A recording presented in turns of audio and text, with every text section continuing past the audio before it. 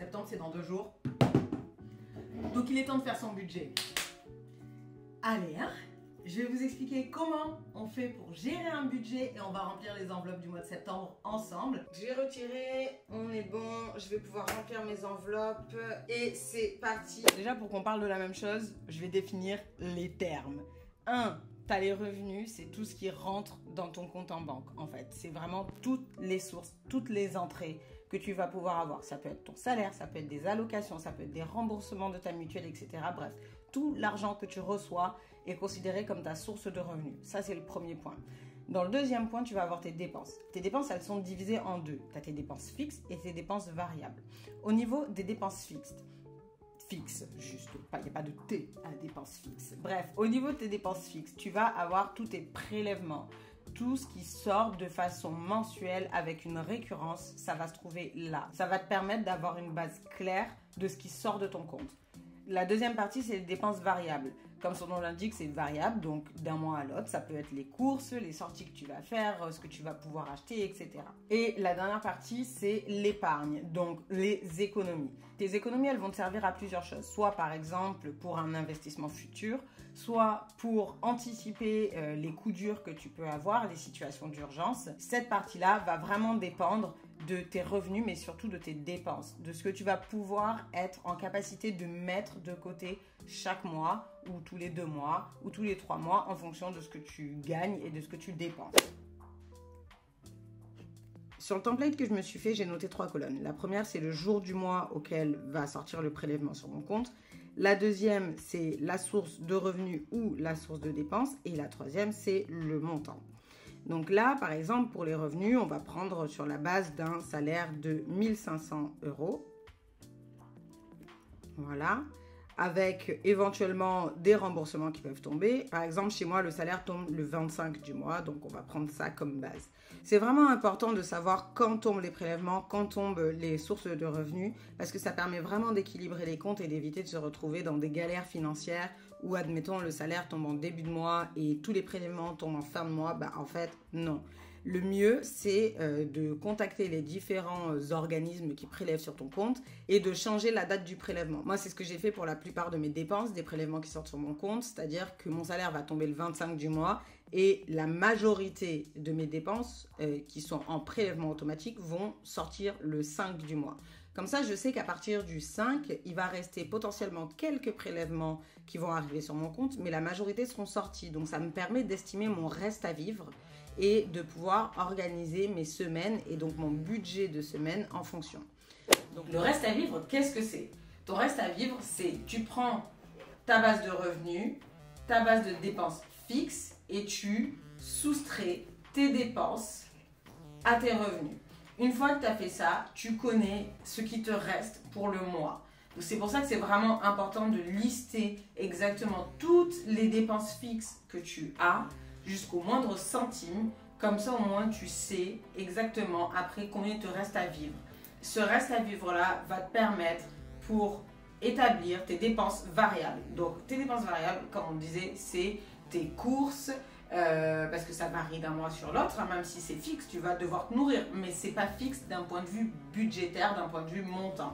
Donc d'un point de vue variable, tu vas avoir les courses, les restos, les différentes sorties que tu peux faire, l'argent qu'on dépense à droite, à gauche, comme ça, si tu es fumeur, les clopes, tout ça, bref. C'est des dépenses qui vont sortir de ton compte ou que tu vas utiliser en cash, peu importe. Mais en attendant, c'est des choses que tu vas devoir prévoir. Donc tu te fais un budget prévisionnel. C'est pas un budget fixe comme celui-ci où le montant qui tombe est le montant exact. Ton reste à vivre va te permettre de moduler tes dépenses variables. Donc c'est-à-dire qu'une fois que tu as fait toute ta soustraction sur tes revenus et tes dépenses fixes, ben, tu vas savoir combien il va te rester sur le mois. Donc c'est ton reste à vivre. Sur ce reste à vivre là, tu vas devoir faire tes courses, tu vas sortir, tu vas peut-être faire des activités, si tu es fumeur, tu vas acheter des clopes, etc., etc. Donc ces dépenses, qui sont des dépenses variables d'un point de vue du montant, vont devoir être incluses dans ton reste à vivre.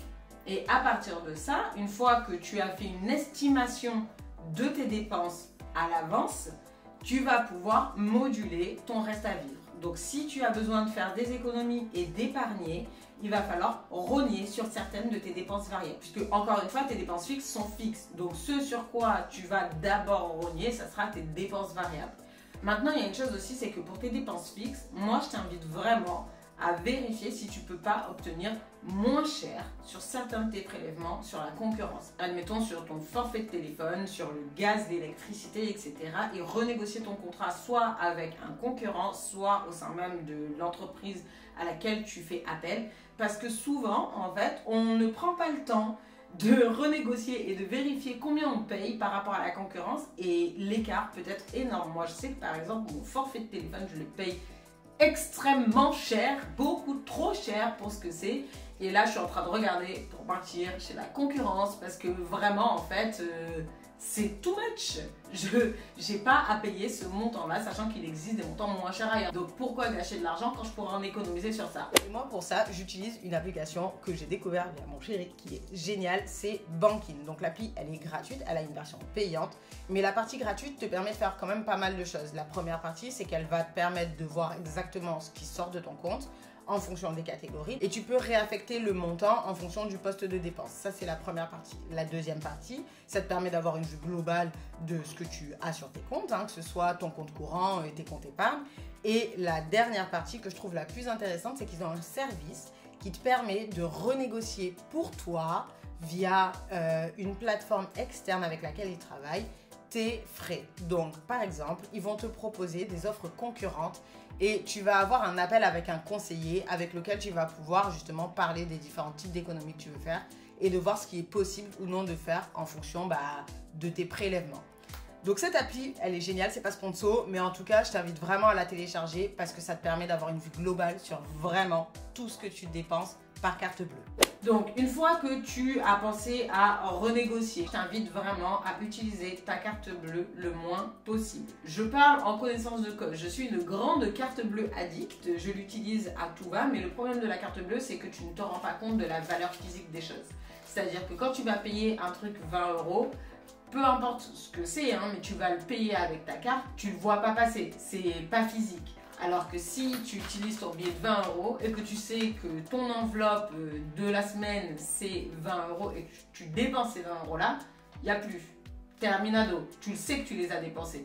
Donc du coup, ça invite vraiment à réfléchir à la façon dont tu gères ton budget et à ce que tu dépenses et à la nécessité de casser un billet de 20 € ou de l'utiliser ou non. Donc maintenant qu'on a parlé des dépenses, tout ça, j'aimerais qu'on fasse un petit point sur les économies et sur l'épargne. Pourquoi c'est important d'épargner dans la mesure du possible, soit parce que tu as un investissement qui arrive, soit pour prévenir des situations d'urgence et pour penser aux imprévus. Parce qu'on ne sait jamais ce que la vie nous réserve. Et concrètement, tu peux avoir des frais qui vont sortir comme ça et qui étaient inattendus. Et là, il va devoir falloir le financer. Donc si tu es obligé de trouer ton compte en banque et de te mettre dans le rouge parce que justement, tu n'as pas eu cette possibilité de mettre de l'argent de côté, ça fait chier. On est totalement d'accord là-dessus. Donc, c'est pour ça qu'il est important, dans la mesure du possible, encore une fois, en fonction de tes revenus et de tes dépenses, de mettre un peu d'argent de côté chaque mois, chaque semaine si possible, même si c'est 5 €, même si c'est 10 €. En fait, il n'y a pas de montant minimum à épargner. Tu épargnes ce que tu peux, tu épargnes quand tu peux, mais épargne. Voilà, moi ça c'est juste vraiment le truc sur lequel j'ai envie d'insister, c'est que dans la mesure du possible, mets de l'argent de côté. Je sais que c'est compliqué, si potentiellement tu es à découvert, c'est pas possible parce que tu dois d'abord combler ton découvert et régler tes dettes, ça c'est clair. Mais une fois que tu sors du rouge, il faut vraiment dans la mesure du possible mettre de l'argent de côté parce qu'on ne sait jamais. En fait, c'est vraiment ça le principe, c'est qu'on ne sait jamais. Donc, pour ces économies, donc il y a plusieurs choses. Soit tu peux faire des challenges, donc des challenges argent. Il y a des dizaines et des dizaines de challenges ou le challenge des 100 enveloppes dont on a déjà parlé. En tout cas, l'utilisation des challenges est vraiment bien pour économiser de façon plus ludique et à ton rythme et en fonction de tes moyens. Ça, c'est le premier truc. Le deuxième truc, c'est que tu peux vendre des objets que tu n'utilises plus. Donc par exemple, je ne sais pas si tu as vu ma vidéo que je te mets là aussi sur la réorganisation de mon salon. J'ai retrouvé ma Xbox que je n'utilisais pas du tout et que du coup je vais vendre parce que en fait ça n'a aucun intérêt de garder un objet que je n'utilise pas, qui prend la poussière et qui potentiellement peut me rapporter de l'argent. Même si c'est pas beaucoup, c'est déjà ça. Ensuite, tu peux vendre des fringues sur Vinted ou sur d'autres sites en fait que tu peux trouver. Bref, il y a des façons d'économiser de l'argent et d'en gagner grâce à des trucs qu'on a déjà chez nous. Si ça t'intéresse et que tu as envie d'avoir d'autres idées pour épargner et gagner de l'argent grâce à des choses que tu as chez toi, dis-le moi en commentaire puisque je ferai une vidéo à ce sujet. Voilà. Ensuite, il y a un truc sur lequel il faut insister. Je sais, mais il faut éviter les achats impulsifs. Alors, je suis la première, hein, d'accord? Donc, je suis pas en train de juger, t'as vu? Mais il faut vraiment éviter les achats impulsifs, les achats coup de cœur sur le moment. Dans la mesure du possible, il faut se demander si vraiment ce qu'on achète, c'est nécessaire et reporter son achat au lendemain ou à quelques jours après, parce que la majorité des fois, bah en fait, le soir même, on a déjà oublié. Un truc à savoir, c'est qu'il n'y a pas une seule façon de gérer son budget. Voilà, il n'y a pas une loi universelle de gestion du budget. Il y en a plusieurs. Je pense que chacun peut la moduler à sa sauce. Mais aujourd'hui, moi, j'aimerais bien qu'on fasse un point 2 petites secondes sur une règle qui peut être utile dans le calcul de ta gestion de budget. C'est la règle du 50-30-20. Donc, c'est une règle qui vient d'un bouquin qui s'appelle All Your Worth de Elizabeth et Amelia Warren. Donc, en fait, cette règle part du principe que pour gérer ton budget de façon efficace, en fait, tu peux le séparer en 3 parties. Tu vas avoir ta première partie, donc tes 50% de tes revenus, qui seront tes essentiels, ceux dont tu ne peux pas te passer. Admettons, donc j'ai noté des postes de dépenses, ces 50%, ça sera ça. D'accord? Donc au début, on s'était dit, on part sur un montant de 1500 €. Ok? Donc 50% de tes 1500 €, ça fera 750 €.